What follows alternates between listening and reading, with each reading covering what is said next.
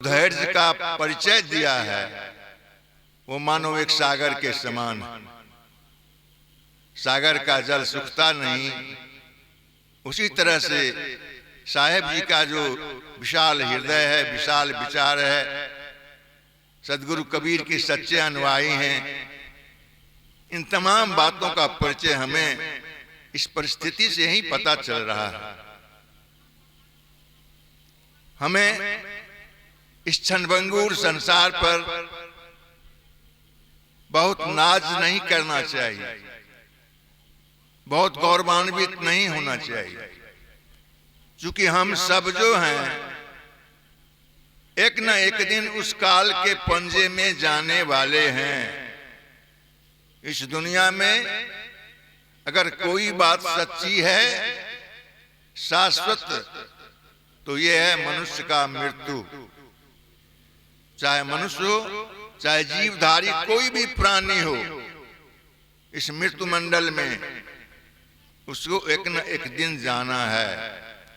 ये जड़ पदार्थ भी चले जाएंगे, जितने पेड़ पौधे हैं वो भी नहीं रहेंगे सब रोज। ये जो हम लोगों का सत्संग आयोजन किया गया, हम लोग बैठे हुए हैं, ये भी धीरे धीरे धीरे धीरे नष्ट होगा। तो क्रमशः आने और जाने का नियम यहाँ चालू है। तो ऐसी परिस्थिति में हम लोग यानी श्रद्धांजलि सभा में ही उपस्थित अपने को मान रहे हैं। और यहाँ जो एक शोक पुस्तिका का जो एक परिधान है, उस पर करीब करीब हम लोगों को दस्तखत कर देना चाहिए, हस्ताक्षर बना देना चाहिए। तो ऐसी विषम परिस्थिति में आपकी हृदय की महानता को जितना भी कहा जाए वो कम है। वो शब्द मेरे पास नहीं कि आपके समस्त परिवार को किस शब्द से इसके लिए आपको बधाई का पात्र मानूं। हालांकि स्थिति बधाई देने का नहीं है, हम जानते हैं स्थिति बड़ी मर्माहत, घटना बड़ी मर्माहत हुई है, लेकिन इन्होंने जो अपना व्यक्तित्व का परिचय दिया है, समस्त परिवार, ये एक बहुत बड़ा सराहनीय विषय है और अनुकरणीय है, अनुकरण करने योग्य है। सबों को इस मोह माया से थोड़ा सा नाता विच्छेद करना चाहिए। कोई भी व्यक्ति अगर किसी के परिवार से उसका देहावसान हो जाता है तो परिवार के लोग रोने लगते हैं, रोते हैं, बिलखते हैं। स्त्रियां रोती हैं, माताएं रोती हैं, पिता रोते हैं, भाई बंधु रोते हैं, समाज रोता है। जितने भी हित चिंतक हैं वो सब उस पर दुख प्रकट करते हैं। लेकिन हमको समझना चाहिए कि हम जिसके लिए रो रहे हैं वो मेरा था, कभी था, कभी नहीं था। हम केवल संबंध के लिए रो रहे हैं। ये हमारी नासमझी है। हम संबंध में बंधे हुए हैं। कोई किसी का पिता है, कोई किसी का पुत्र है, कोई किसी का पति है, कोई किसी का पत्नी है, कोई किसी का भाई है, कोई बड़ा भाई है, कोई छोटा भाई है। इस तरह से सामाजिकता में हम बंधे हुए हैं। तो इस संबंध में हम अपने आप को बांध करके और पीछे बड़ी पश्चाताप करते हैं। लेकिन इन तमाम बातों को आपने जो सामना किया है धैर्य के साथ, ये बहुत बड़ा सराहनीय कदम है और इससे हम लोगों को सबक लेनी चाहिए, सीख लेनी चाहिए। अब सत्संग है तो अधिक तो कहने की जरूरत नहीं है और कहना भी नहीं चाहते हैं, थोड़ा सा यह अस्वस्थ है। एक साखी साहेब कबीर की रख रहे हैं, यथासाध्य अपने शब्दों में उसका विश्लेषण करेंगे। साहब कहते हैं, जीवन जौवन राजमद, अभी चल रहा न कोई, जो पल बीते सत्संग में जीवन का फल सोए। जीवन जिसकी चर्चा हम लोग अभी करते हैं, कर रहे हैं, शाम से ही 4 बजे दिन से ही। ये क्या है? जिस रोज हम लोग माता के गर्भ से इस दुनिया में आए, निकले, तो उम्र लगभग पूरी थी, लेकिन ज्यों-ज्यों समय घंटा 2 घंटा 4 घंटा 1 दिन 2 दिन बीतता गया, हमारी उम्र घटती गई। लेकिन हम कामना कर रहे हैं कि हमारे बच्चे अब सयान होने वाले हैं। ये भूल भुलैया है।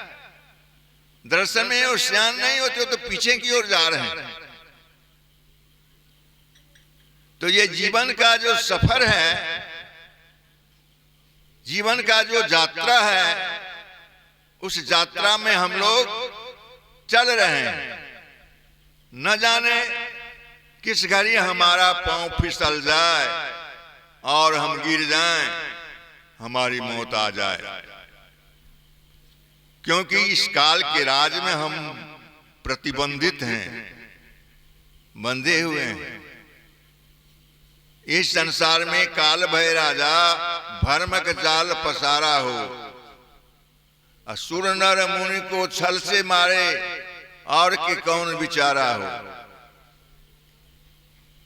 तुझे जो अपने को तपस्वी, जो अपने को ऋषि, जो अपने को महात्मा, जो अपने को ज्ञानी, जो अपने को उपदेशक मानते हैं, उन्हें भी नहीं छोड़ा, और हम आपको एक सामान्य मनुष्य मात्र हैं, हम लोगों को कैसे छोड़ेगा? ये मन में भावना रखना ही गलत है। किसी को नहीं छोड़ा है। संबंध एक घड़ी में विच्छेद हो जाता है, उसका कोई समय नहीं लगता, उसका कोई समय का कोई ठिकाना नहीं है। शरीर छूटा, संबंध विच्छेद हुआ, अब उस लाश पर हम रोते हैं, बिलखते हैं, तो केवल संबंध के लिए। तो साहब का संकेत है कि संबंध के लिए मत रो, संबंध समाप्त। जिस घड़ी इस शरीर से जीवात्मा निकल गए, उसी घड़ी ये शरीर जड़ पदार्थ जड़ हो गया,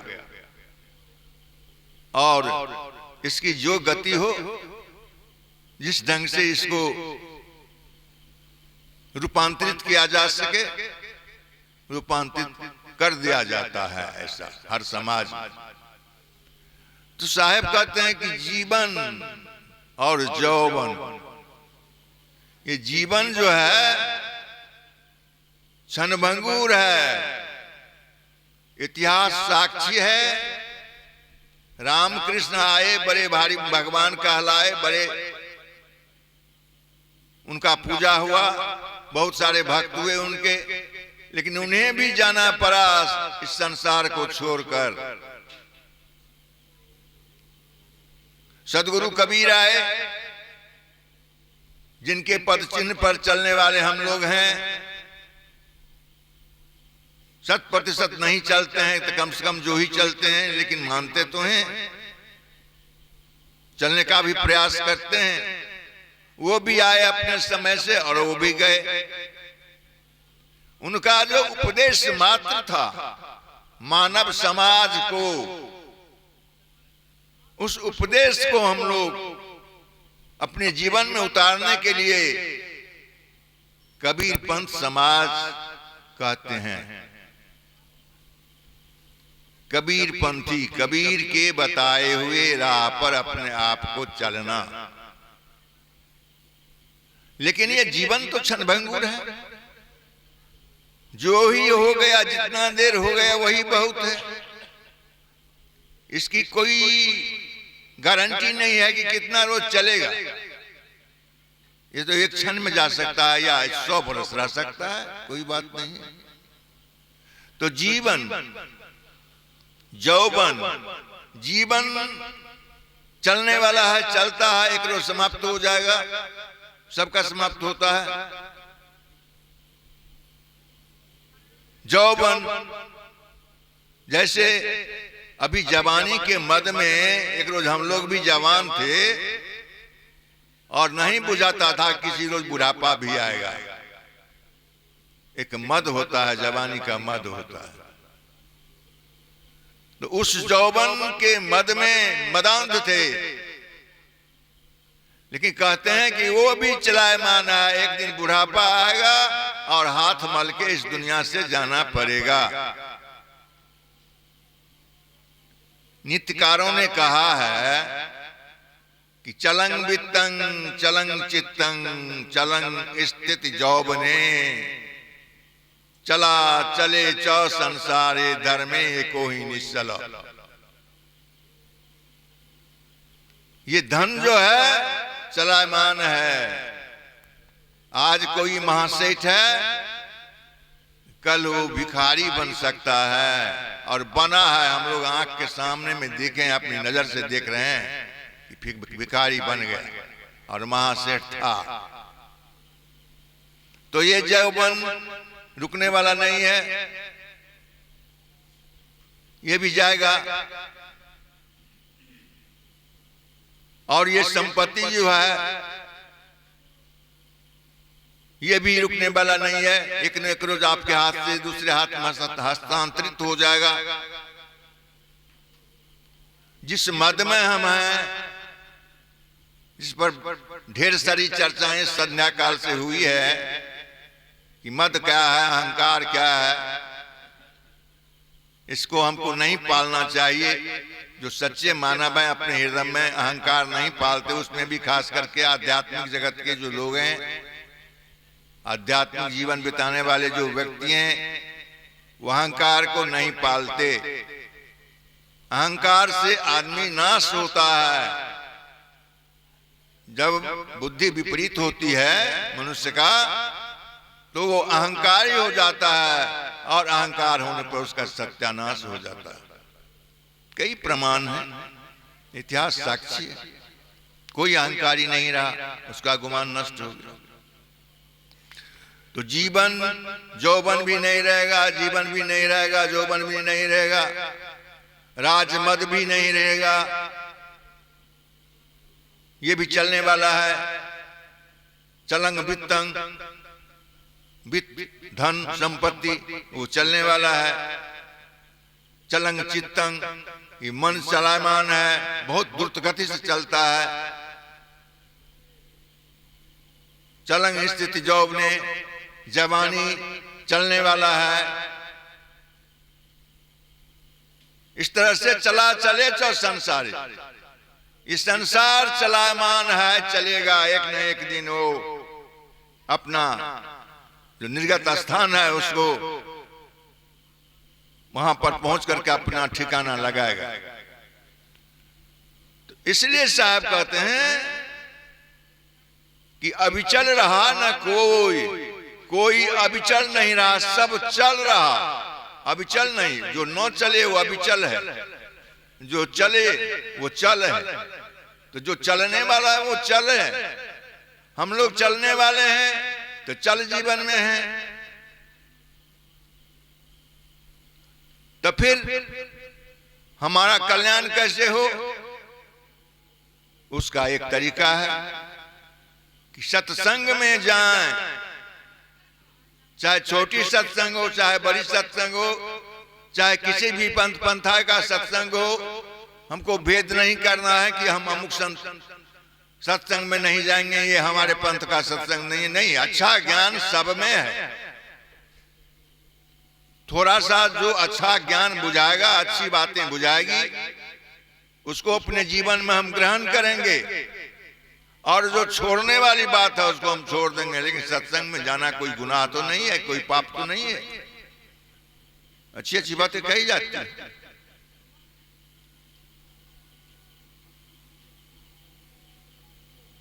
तो कहने का तात्पर्य है कि इस दुनिया में कोई अविचल नहीं रहा। एक हमारा धन जो है सो जितना हम धर्म किए, धर्म क्या किए, सत्संग में बैठे, अपने जीवन में सुधार किए, अपने आस पड़ोस के लोगों को मदद किया, समय पर शरीर से काम आए, अर्थ से काम आए,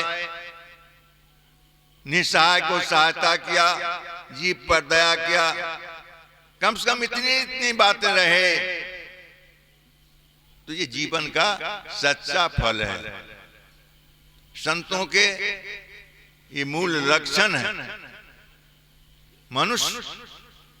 मनुष्य तो मात्र इसलिए आया है कि वो हंस बन के इस दुनिया में जो क्षीर है उसको ग्रहण कर ले और नीर को छोड़ दे, पानी को छोड़ दे। कबीर साहब कहते हैं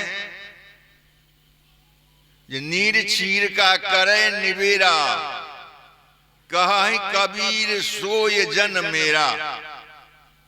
कबीर साहब कभी नहीं कहते हैं कि कबीर पंथी मेरा। अगर ऐसा कहते तो कहते नीर क्षीर का करे निबेरा, कहा कबीर कबीर पंथी मेरा। तो सोई जन मेरा जो निर्छिर का करे नहीं मेरा, चाहे वो किसी जात धर्म का मानने वाला क्यों न हो, वही हमारा जन है, वही हमारा हित है, वही हमारा भक्त है, वही हमारा भाई है, वही हमारा सब कुछ है समस्त मानव में। लेकिन हम लोगों को कुंठित बुद्धि, एक संकुचित बुद्धि है, तो हम लोग उसको सीमा में बांध देते हैं। छत्र बड़ा होना चाहिए, मस्तिष्क का जो उसका है छत्र तो बड़ा होना चाहिए, सोच में सोचना चाहिए, बड़ी उदार दृष्टि से रहना चाहिए, उदार बातें, कल्याण की बातें सोचना चाहिए, तो अपना कल्याण भी निश्चित ही होगा। और आज प्रथम सत्र है, ये श्रद्धांजलि सभा का प्रथम सत्र है।